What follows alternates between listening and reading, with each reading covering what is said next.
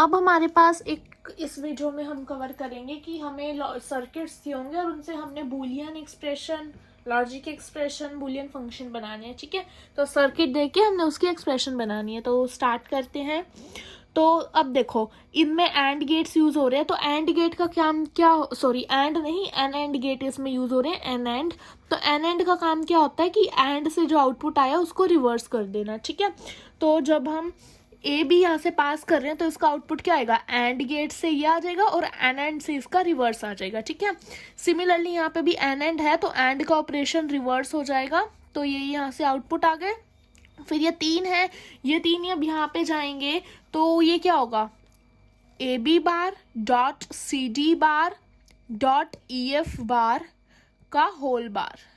ठीक है, यही होगा ना, होल बार। ठीक है, तो y की अब मेरे पास वैल्यू क्या आ गई, इसमें y की एक्सप्रेशन क्या आ गई, A B bar dot C D bar dot E F bar का होल बार। ठीक है, तो अब हमारे पास ये एक्सप्रेशन आ गया। अब इसको थोड़ा सिंप्लीफाइड भी तो करेंगे। सिंप्लीफाइड कैसे करेंगे, इस पे ना मैं डी मॉर्गन्स लॉ लगा देती हूँ। क्या, A dot B dot C पे का बार है तो डी मॉर्गन्स लॉ मेरा क्या आएगा, ए बी का बार।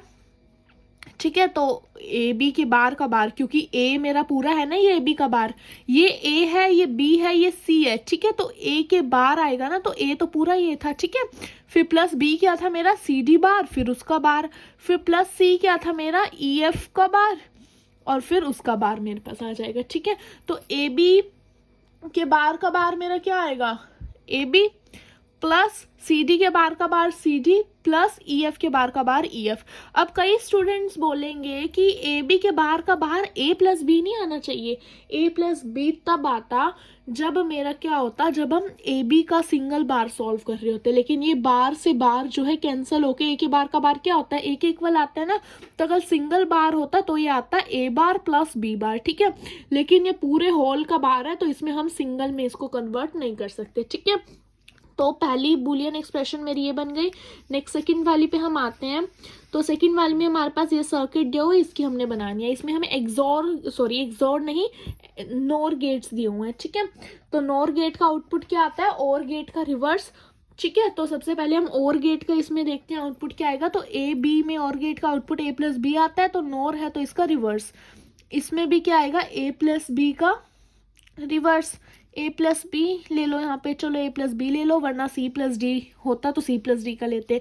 फिर यहाँ पर क्या आएगा, ए प्लस बी का बार प्लस ए प्लस बी का बार और होल बार। ठीक है, तो यानी कि एफ मेरा ये बन गया था। इसको थोड़ा सिंप्लीफाई करते हैं वही डी मॉर्गन्स लॉ लगा के कि ए प्लस बी का होल बार मेरा क्या होता है, ए का बार, ए मेरा पूरा भी है ना ए, तो ए का बार डॉट बी मेरा ये था, तो मेरा क्या आ गया यहाँ पर, बी का बार।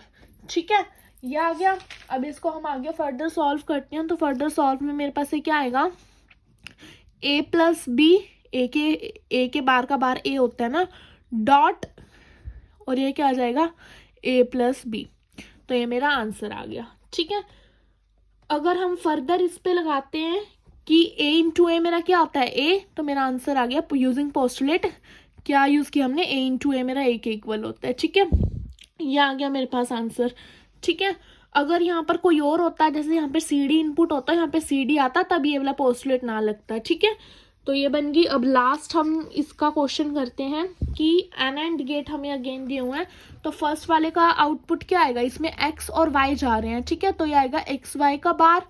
जो ये वाला है इसमें कौन सा जा रहा है, एक तो एक्स जा रहा है इसमें, एक तो ये देखो यहाँ से एक्स जा रहा है और दूसरा क्या जा रहा है, इसका आउटपुट जा रहा है। तो ये क्या आएगा, x into X Y bar का बार। ठीक है, क्योंकि ये एक्स वाई बार जा रहा है ना यहाँ पे इसमें इनपुट। ठीक है, इसकी बात करें तो इसमें भी एक तो है, इसका आउटपुट एक्स वाई बार ही जा रहा है और दूसरा इसमें वाई जा रहा है, तो ये आएगा Y into X Y bar का बार। ठीक है, फिर इसकी बात करें तो इसमें ये दोनों इनपुट्स जा रहे हैं, इसके आउटपुट, तो ये मेरे पास आ जाएगी, क्या आ जाएगी, x into X Y bar का bar dot y into X Y bar का होल का बार और पूरा बार ऊपर आ जाएगा। ठीक है, यहाँ पर फर्दर इसको सॉल्व करते हैं। तो हमारा f क्या आएगा, यहाँ पर हमारा f डी मॉर्गन्स लॉ लगाते हैं, तो क्या आएगा, ये a, अब a तो मेरा ये था ना। ठीक है, तो a मेरा ये आ गया ए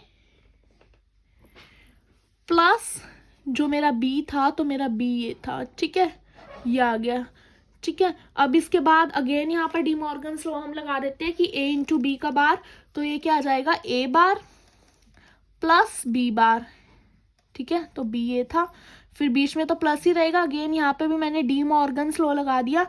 तो जब हमने सर्किट से इक्वेशंस बनानी है तो उसमें नॉर्मली मेरे पास डी मॉर्गन्स लॉ ही लगेगा, ठीक है। तो ये मेरे पास आ गया एक्स बार प्लस एक्स वाई, और इधर आ गया वाई बार प्लस एक्स वाई। अब प्लस एक्स वाई मेरा कितना होता है, प्लस एक्स वाई मेरा एक्स वाई आ गया, और यहाँ पर आ गया एक्स बार प्लस वाई बार, ठीक है।